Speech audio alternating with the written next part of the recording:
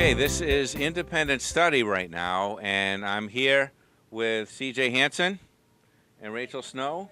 And on camera, you can turn the camera on yourself now, Matt Mancini right here. And they are helping me out in this little video for you TV1 people.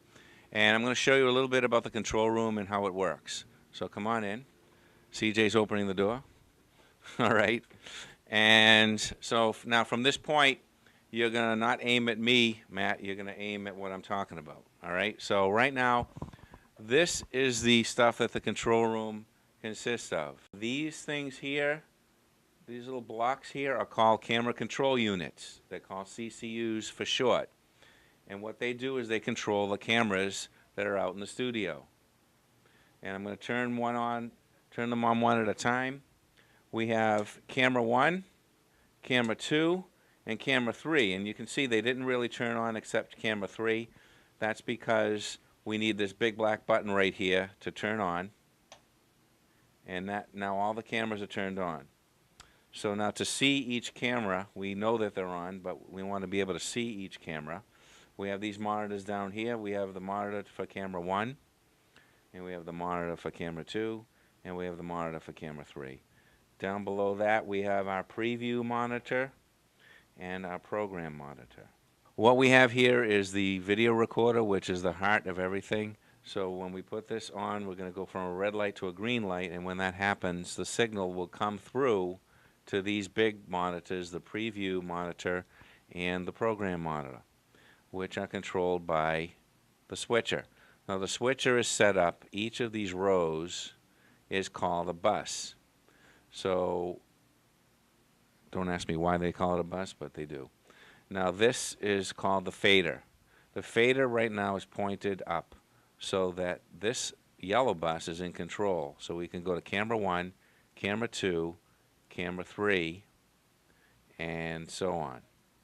And I'm going to put, right now camera 3 is on, and we're going to punch up camera 1 on the orange bus, and we're going to dissolve to camera 1.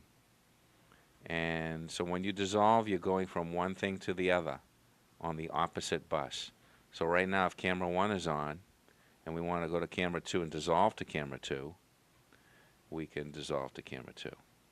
Now another way, the most basic way to switch from camera to camera is what we call simply a cut. We cut from camera 1 to camera 2 like that. And a fancy way of doing it is what we call a wipe. Now you may notice that the cameras don't look too good. This is what I was talking to you about before. When you use room light, fluorescent light, you're not going to get a good picture. So I'm going to go up here to the light grid. This is the light grid, and each of these lights has a piece of tape on them. So I'm going to put it on one by one. If it doesn't go on, you shut it off again and put it on, and it should come on. And nothing's going on. Here they are. So here we are. So now we've got a completely lit studio, and we're going to come out here, and I'm going to shut the fluorescent lights off so that you can see the difference between how it looks with the fluorescent light and how it looks with the studio light. Now here are the studio lights. This is how a studio looks in the studio lights. And if you look on the monitors, you will see that we have a much better picture now. So this is why we use studio lights instead of fluorescent lights.